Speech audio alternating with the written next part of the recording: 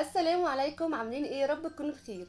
النهارده من قناتنا اكلات فريده هنعمل وصفه مختلفه جدا ومميزه كالعاده. دايما بنحب نعمل لكم الاختراعات الجديده وسهله وبسيطه واقتصاديه في نفس الوقت. تعالوا نستغل فاكهه الصيف ونبدا نعمل بيها وصفه تجنن، زي ما استغلناها قبل كده في ايس كريم البطيخ وبعد كده العصاير المختلفه وعملناها في حاجات كتير مع بعض. وكمان الوصفه دي هتقدروا تقنعوا بيها اولادك ان هم ياكلوا الفواكه من غير ما تحسي بتعب ولا معاناه معاهم. دايما بنهتم بالاطفال لاننا عارفين ان هم متعبين شويه في الاكل، خاصه في الحاجات المفيده. هنستغل النهارده الكنتالوب اللي موجود في الصيف كتير جدا، خاصه بقى لو طلعت معاكي طعمها مش حلو قوي، لاننا دايما عارفين ان هي عامله زي البطيخ، تطلع حلوه تطلع قرعه. تعالي بقى نحطها في وصفه تجنن وطعمها قد ايه حلوه ولذيذه وسهله. يلا بينا نقول كل مكوناتها وكل مقاديرها ونقول بسم الله ونبدا مع بعض.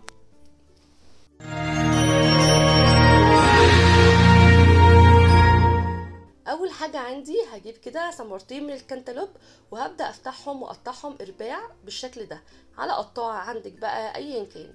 وبعد كده هبدا اشيل البذور اللي فيها واقطعها مكعبات بطريقه لذيذه ومختلفه جدا، لاننا عارفين طبعا على ما نشيل القشر الطبقه الخارجيه وبعدين نقطع بيبقى الموضوع رخم شويه وبياخد وقت معانا.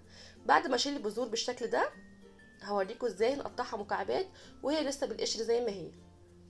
نحاول ما ناخدش منها كتير، يا دوب نشيل البذور بالظبط علشان نستغل كل قطعه من الفاكهه موجوده معانا ومنرميش منها حاجه. هبدا كده اقطع الفاصل ما بين الكنتالوب وما بين القشره، وبعد كده هعمله بالطول وبالعرض واعمله مكعبات وهو جوه القشره زي ما هو. وبعد كده هجيب بوله عندي وهنزل بيها كده بكل القطع او المكعبات بتاعه الكنتالوب بالشكل البسيط والسهل ده. هنخلص كل الكميه بتاعه الثمرتين اللي عندنا ونقطعهم بنفس الطريقه ونحطهم في البوله اللي عندنا البايركس بالشكل ده كده. ولما نخلص الكميه كلها هنركنها على جنب وهنرجع لها تاني بعد شويه. هتجيبي بقى عندك حله وتحطي فيها كوبايه كبيره يعني كوب معياري يكون هو اللي هتعملي بيه كل المكونات بتاعتنا. كوبايه من الحليب عليها نص كوبايه من الميه بالطريقه دي كده، وعليهم معلقتين مليانين من النشا ومعلقه من السكر. وبالنسبه للسكر احنا دايما بنقول ان هو على حسب الرغبه، في ناس بتبقى سكرها بتحبه كتير شويه وفي ناس بتحب السكر خفيف جدا، فدايما بيرجع لرغبتك انتي، فمش هنقول ان هو ده المعدل الاساسي. بعد كده طبعا هنبدا نقلبهم لحد ما يدوبوا مع بعض كويس، وبعدين نرفعهم على النار لحد ما ياخدوا القوام بتاع المهلبيه اللي كلنا عارفينه. ما يكونش تقيل قوي قوي ويكلكع منك، ولا يكون خفيف خالص، ودايما ايدك فيه علشان ما يعملش تكتلات ويبقى مظبوط معاكي. هنجيب بقى اطباق التقديم او طبعا الكاسات بتاعه الفواكه، مجات صغيره على قد الاطفال كده تاكلها في مره واحده، زي ما تحب تقدمي مفيش مشكله خالص. هبدا كده انزل بالمهلبيه او باول طبقه معايا في اطباق التقديم بالشكل ده كده، واسيبها تهدى تماما وتبرد، ما اعملش فيها اي حاجه لحد ما يكون قوامها متماسك وكويس معانا. هبدا اجيب بقى الهاند بلندر وهضرب معاكم الكنتالوب اللي احنا قطعناه مكعبات من شويه مع بعض، وبعد كده هحطه في نفس الحله بعد طبعا ما غسلناها كويس، وهنزل فوقيها بمعلقه واحده بس من النشا مش اتنين. ليه؟ لان عندنا الكنتالوب الالياف بتاعته عاليه شويه وهيساعد معانا في التماسك، فالقوام بتاعه هيوصل على طول، فمش هنحتاج نزود نشا كتير. وتاني حاجه علشان انا مش عايزه اغير اللون بتاع الكنتالوب قوي، كل ما ازود النشا اللون هيفتح زياده معايا، وانا عايزه احتفظ باللون الحلو بتاعه ويكون بيور زي ما هو.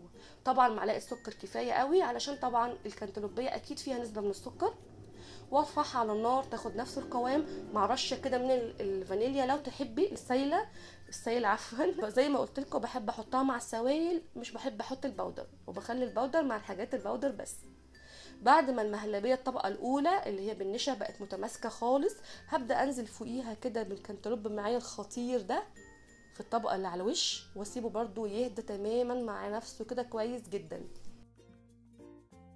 وبعد ما يهدى خالص هبدأ بقى اجرنشه او ازينه باي طريقة او اي صنف انت تحبيه، مكسرات بقى، فستق، بندق، عين جمل، اي حاجة. انا كان عندي جوز الهند وحبيت كده ان انا ادخل لون ابيض يكسر اللون الاخضر اللي على الوش شوية، مرضتش احط طبعا فستق او حاجات الوانها تكون قريبة من الكتالوب عشان التزيين بتاعي يبان.